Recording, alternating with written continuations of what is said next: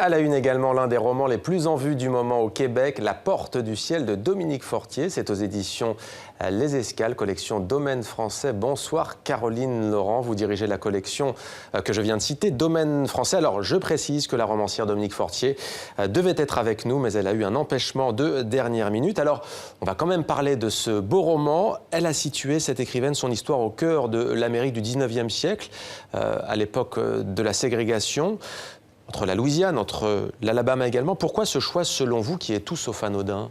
Je pense que c'est un thème, puisqu'on se trouve durant la période de la guerre de sécession, donc seconde moitié du 19e siècle, qui entre en résonance avec l'Amérique contemporaine, puisque les questions traitées et abordées dans ce roman sont celles de l'Amérique éternelle, celles du racisme, celles de la liberté, celles de l'union ou de la division d'une nation. Alors, c'est l'histoire notamment de deux jeunes filles que tout oppose. Il y a Eleanor qui est blanche, fille de médecin, et puis il y a Ève qui est mulâtre, fille d'esclave. Elles sont l'ombre, disons-le, l'une de l'autre, soumises à un destin qu'aucune des deux, au fond, n'a choisi. Vous l'avez dit, on comprend vite que cette histoire est ancrée dans le passé, mais qu'elle a un écho actuel. Est-ce que vous pouvez nous en dire plus ? La toile de fond, c'est la naissance du Ku Klux Klan ?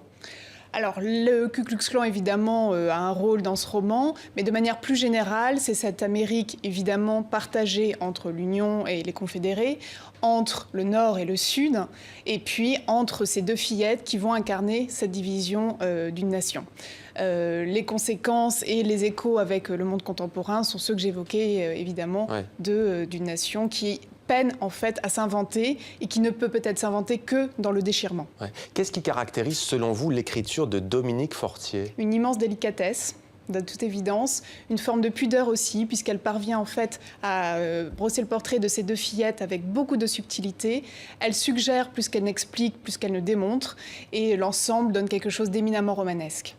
Alors, c'est donc son troisième roman. Il connaît un grand succès au Canada, pas seulement au Québec, province francophone canadienne.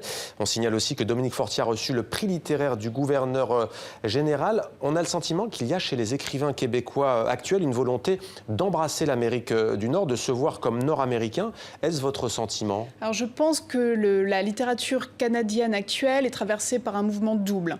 Il y a en effet un courant qui va vers l'exaltation peut-être des grandes valeurs de ce tout que représente l'Amérique du Nord, Canada, États-Unis inclus, pour sans doute explorer cette mythologie qui est au cœur de cette nation, avec toutes ses valeurs. Ça peut passer à travers le traitement de la nature, des grands espaces, de cette nature qu'il faut conquérir pour les hommes, et puis aussi du racisme, etc.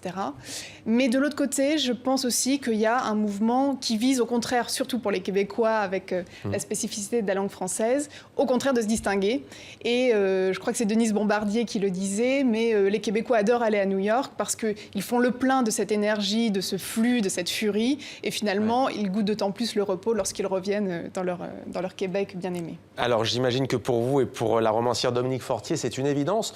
En France, en Belgique, en Suisse, en Afrique francophone et à travers tout l'espace francophone, ce n'est pas forcément évident. On a tendance à ne pas le voir, on a tendance à l'oublier, mais la littérature québécoise, au fond, c'est bien une littérature américaine. Totalement, c'est vrai, on le voit. Certains auteurs canadiens, d'ailleurs, deviennent américains. Le principal et le mythique auteur, c'est Saul Bellow, qui était considéré comme le plus grand écrivain américain. Je pense aussi qu'il y a un fait de société, de manière générale, où l'Amérique du Nord devient un pôle attractif, y compris pour les Européens. On le voit, les générations Erasmus et autres, le déplacement au Canada, les installations sont massives. Donc, cette Amérique du Nord fait rêver encore, et l'American Dream n'est peut-être pas complètement perdu. Le rêve américain. Comment est appréciée aujourd'hui la littérature québécoise dans la littérature francophone ? Elle a toute sa place, je crois, et de plus en plus, avec l'émergence de nouvelles voix, donc Dominique Fortier évidemment, Jocelyne Saucier, Denise Bombardier, qui sont les ambassadeurs, je dirais, de cette francophonie du Québec qui commence à porter ses fruits un peu partout et aussi en Europe, puisque les auteurs sont suivis également dans les autres pays de notre Union européenne. À l'occasion peut-être aussi de nous parler de vos éditions, Les Escales, Domaine français. En général, vous éditez des livres, bien entendu, francophones, mais de quelle région du monde ? Est-ce qu'on peut trouver des écrivains, notamment haïtiens, par exemple, ou africains ? Ça, c'est une volonté de ma part. J'aimerais vraiment pouvoir publier de la littérature africaine et à titre particulier, je dirais même de l'océan Indien, parce que je suis moi-même franco-mauricienne. Mais par ailleurs, j'ai eu le bonheur de publier Vincent Engel, qui est un auteur belge. Je publierai bientôt une auteure suisse. Donc cette volonté-là, en tout cas, est vraiment très importante. Et les escales se caractérisent par une forme d'ouverture. Donc on va continuer et développer cet aspect des choses. Eh bien, l'appel est lancé. Voilà, on est regardé à l'île Maurice, pays francophone. Merci à vous d'être venu sur notre plateau.